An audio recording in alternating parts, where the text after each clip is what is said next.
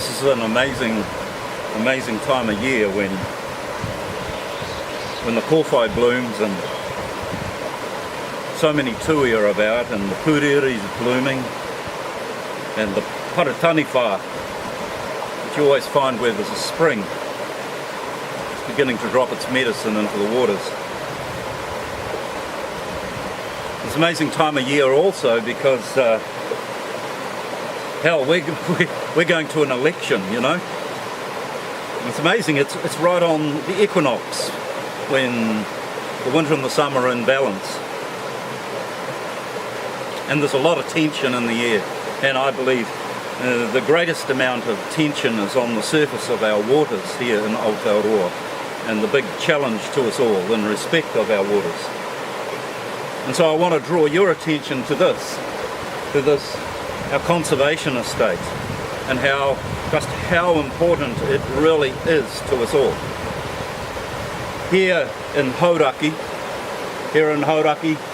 this is but a remnant of what once was. It's only about 11% of what we had once. And most of that land has been given over to development, forestation, farming, industry and community. And we've lost about almost 90% of the land to that. So we've got a huge responsibility to that. And this, the conservation estate, is the key to all of that, to us all as New Zealanders. This estate, this remnant estate, while yes, it is about the flora and the fauna, these returning ecologies. Where I'm standing now was once farmland. And this little water here, Tarariki, was the last potable supply of water that we could drink here in Hauraki. It was so important to us when our river got that sick. But now our river, or Hinamuri, is healing also. And what we sometimes forget about this incredible estate, this conservation estate, is that it has a function in it simply being there. Yes, of course it has within it these endangered species of flora and fauna, and how important it is for those ecologies and the bird life and the fish life to return. And of course it is an incredibly important place for us as New Zealanders to go to when in times of stress and need, where we recalibrate our relationship with nature and with the earth and the waters of life, and of course the breath of life, because you can't get a greater breath than this than in a forest. But beyond that, our conservation estate is a korowai, it's a cloak of ecology that's over our mountains. And those ecologies are critical because they're the protection. They're protection of everything that is underneath. They also impart the medicine of all of the plants.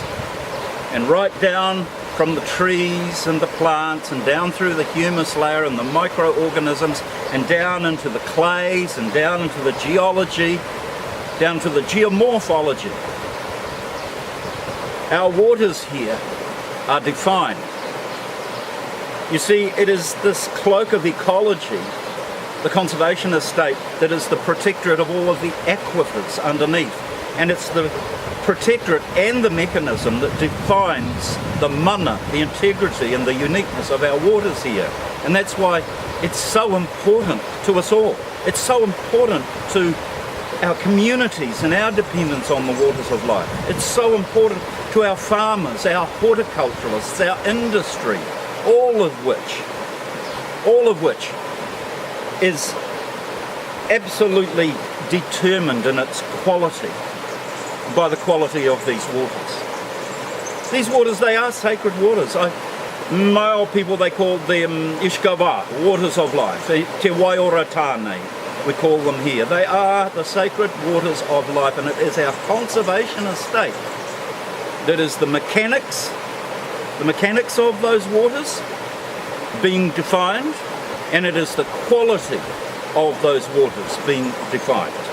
For they are defined by the geology, the geomorphology, the ecology, and that is, it is the mana of our waters. For The mana of our waters is defined by the mana of the land. Now, a lot of people have seen me chained up to gates and they think I'm anti-mining. Well, I'm not anti-mining, I'm pro-environment, and I'm staunch about that.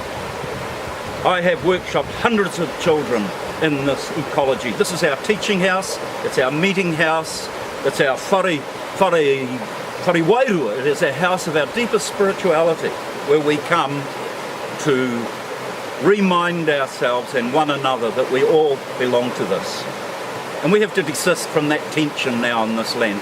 No more separation. There's an incredible wisdom held in this land, and nowhere more so than here, amidst this. We have a responsibility to this, all of us. We have a privilege. Well, here in Aotearoa, we are holding, there's no other word for it, a taonga, something which is so sacred, where the understanding of mana whenua and mana wai, that is the uniqueness of the land, defining the uniqueness of the waters here, has been held by an old people here for a long time. We should not be afraid of that. We're all kaitiaki, we're all guardians of this, and we all hold that relationship together, side by side. Ko te wā, I believe deeply that it is time for us to release the tension. No more separation.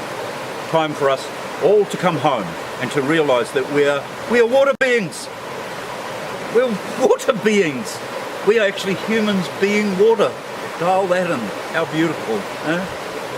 Our relationship with the waters and the breath of life is a symbiotic relationship with nature. Alleluia. I say alleluia to that. But it is the kōwhai and it is the paratani whā which you'll always find at the spring. These remnant springs of our ecologies. And every spring passes the healing waters to every stream, to every river, and to the ocean. And in that, as these waters heal, so we heal as a nation. Anō reira, in the words of the old people, kia ora tātou, kia hora te māreno, kia whakapapa paunamu, te moana, kia tere te kārohi orohi. Yep, this is a deep depth of feeling and waters to swim down into, and there is a tension at the surface. But let us remember that the waters must be calm for us to remember one another, to lift such a memory, and to know that that incredible warmth in us all of recognition resides. Ko te wā, I believe we have a key here in Aotearoa and a responsibility to the rest of the world to send our message out across the oceans, down through our streams, to the rivers, down through the rivers, out to the sea, and across the sea to all our brothers and sisters.